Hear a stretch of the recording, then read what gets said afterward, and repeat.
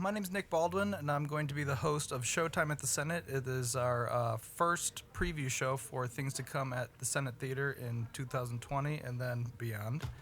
But the idea behind this is that we're going to preview all of our shows for the year and the whys behind them. And so I'm a member of the film committee. I'm a member. We select all the films for the events at the Senate Theater throughout the year. And we have really good conversations at our meetings on the whys of we've selected this film. And I thought it would be a good idea to bring it to you, the audience, as to why we've selected these films. And our first film of the year is Ziggy Stardust and the Spiders of Mars. And our event Stardust at the Senate.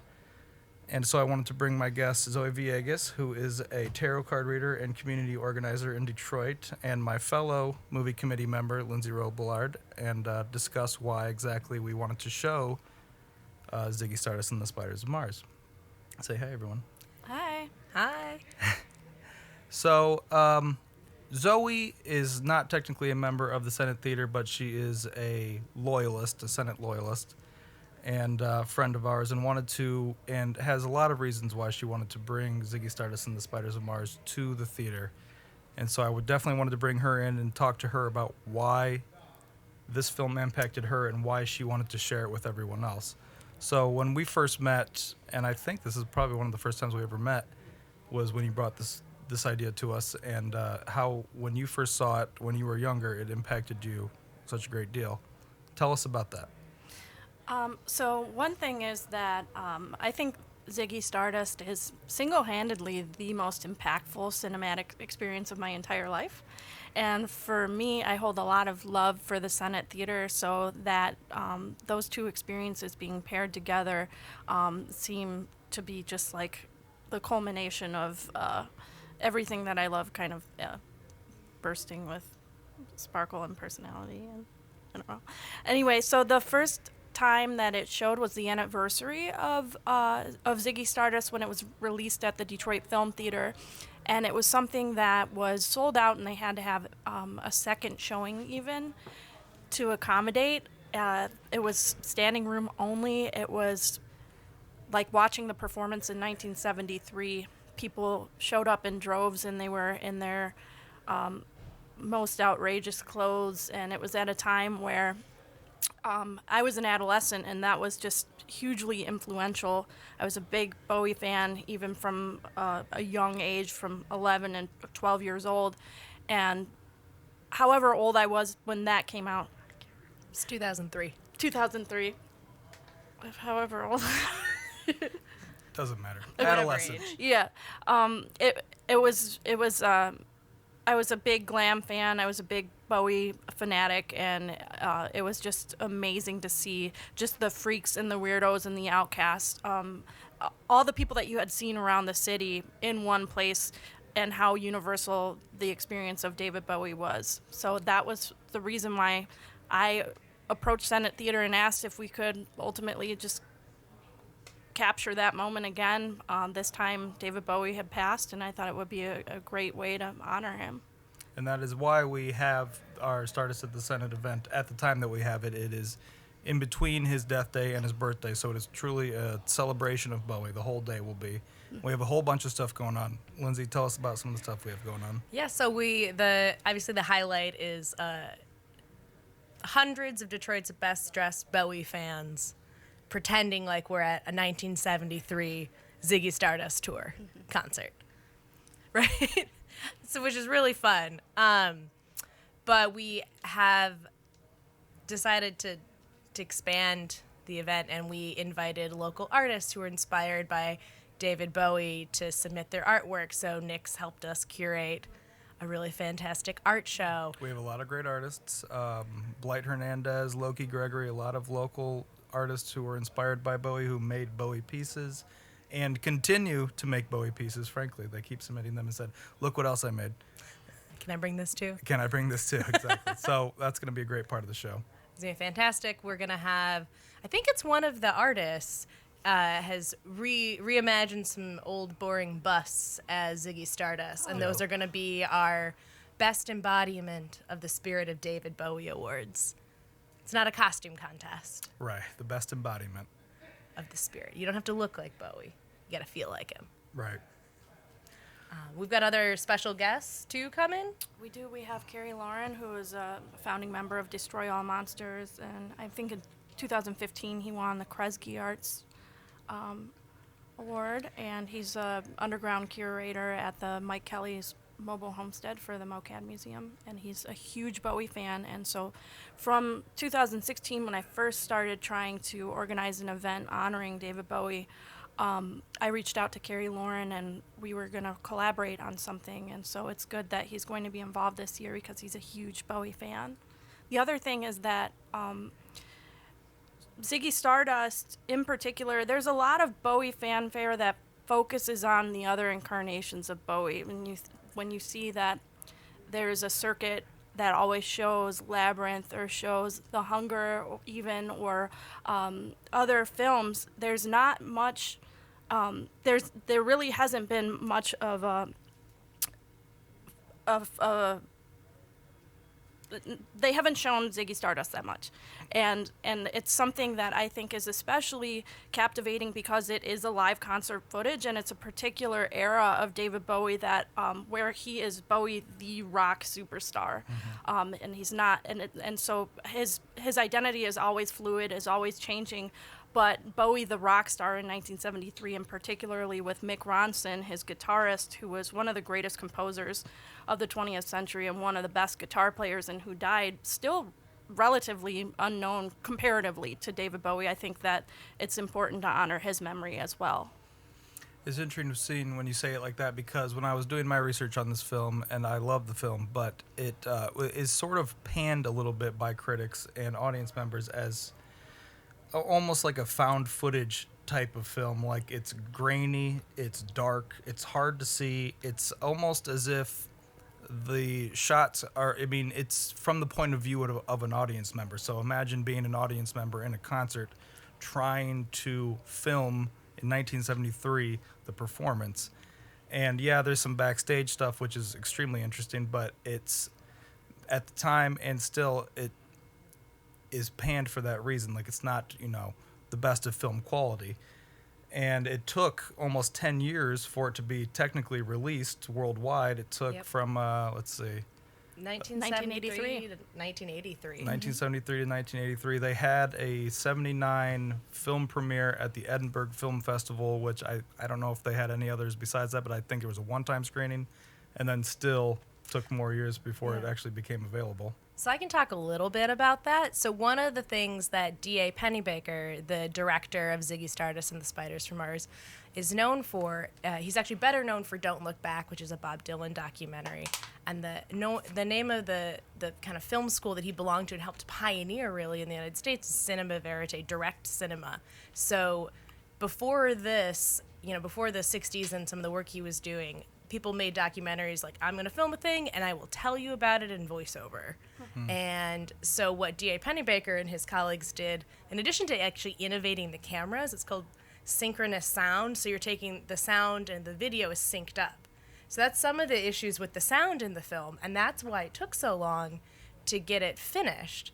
Was they were kept trying to tweak the sound and remastered it, and the version that came out in 2003 when Zoe saw it at the DIA was the final the best version of the sound, and it's still not great, but it's also sort of like being at a giant ass rock show. Yes. Yeah. which is awesome it's in its its strength own way. and its weakness in the It's same like way. guerrilla concert going. Yeah. It is. So and D.A. Pennebaker passed away at the age of 94 this summer. So it's also a tribute to him It is a tribute to him this as year. well, and what he's achieved, even though this is, and it was underground too. After it came out in '83, it had a lot of midnight screenings because it wasn't technically great, but that moment in rock history that was captured.